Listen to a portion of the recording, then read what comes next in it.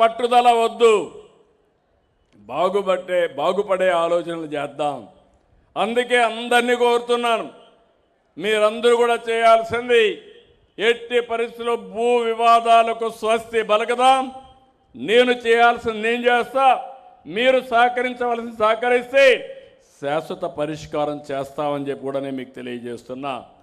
ఇప్పుడే కలెక్టర్ నాకు హామీ ఇచ్చాడు, జిల్లా మొత్తం 22A కిందుండే భూములన్నీ వెరిఫై చేసి 5 వారాల్లో ఈ జిల్లా 22A లేని జిల్లాగా తయారు చేసే బాధ్యత జిల్లా కలెక్టర్ గారు తీసుకున్నారు.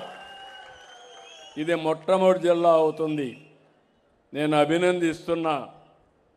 అది అయిన తర్వాత నేను సర్వే చేసి మీకు అందరికీ పట్టాలు ఇస్తా. అది అయిన తర్వాత మీలో మార్పు రావాలి. అదే మార్పు గొడవలు లేనటువంటి జిల్లాగా తయారు చేసే బాధ్యత మీ అందరిది అని చెప్పి నేను మీకు తెలియజేస్తున్నా.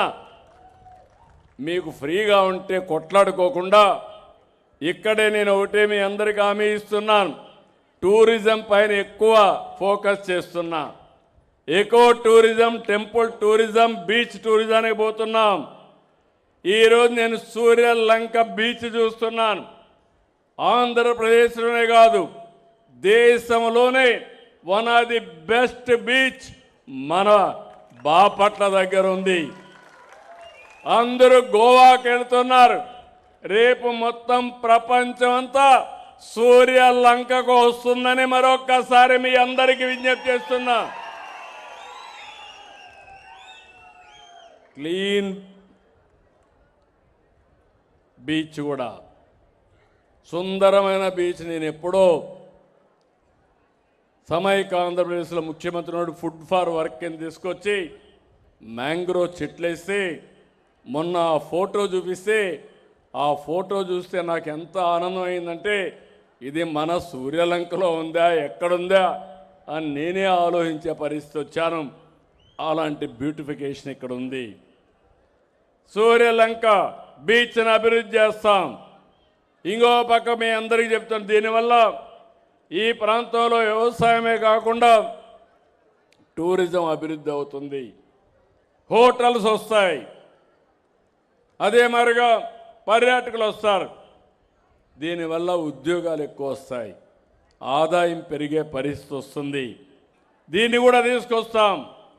ఇప్పుడే ఇక్కడ చూస్తే సముద్రం నీళ్ళని ఉపయోగించి సీవీడ్ తయారు చేస్తున్నారు. ఇప్పుడే కలెక్టర్ గారు చూపించారు.